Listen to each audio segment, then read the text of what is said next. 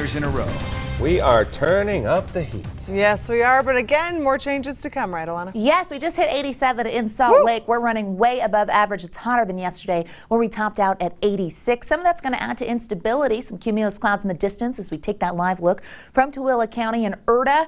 You know, it's one of the spots that has a general thunderstorm threat as we get through tonight. A weak cold front's going to move on through, and that could give us the lift we need to see some storms. Marginal risk, so an upgraded risk for northwestern Utah as well as into parts of Cache and Weber County. We're tracking that storm development so you know what to expect. We've got fire danger in the south, and that does not let up as we head into tomorrow. Some cooler temperatures around the corner. If the high 80s are a little early for you, I hear you. We get a bit of a break, but there's another system as we make it through this week, keeping us on our toes. Live look from Iron County. Cedar City, pretty shot here.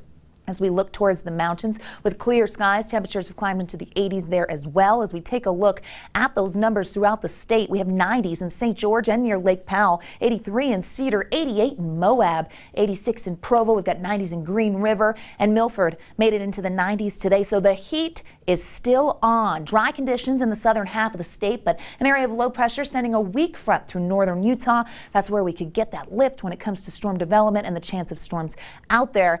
But we're cooking way above average, 14 degrees in Salt Lake City. Some cloud cover and a few isolated activity when it comes to those storms on the eastern side of the state, that isolated activity in the basin and towards Flaming Gorge. We see that front, that nice band of storms developing, extending all the way down towards Ely. We're going to watch as those track through the West Desert if they hold together and head over the lake.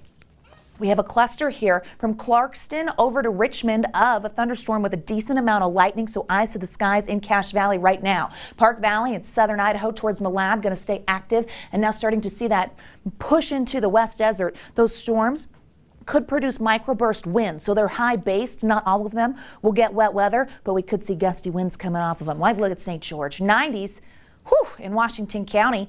Southwesterly winds adding to that warmth. It's breezy down there, which is why we've got that red flag warning that is in effect. You see it in pink for the Color Country Mountains. That does extend over into Iron County. And then what you see in tan is a fire weather watch. This is actually for our next system, Thursday into Friday. So fire danger not going away. Red flag warning until 10 p.m. tomorrow for this area. So a heads up there, any fire start would spread quickly. We don't want to see that happen.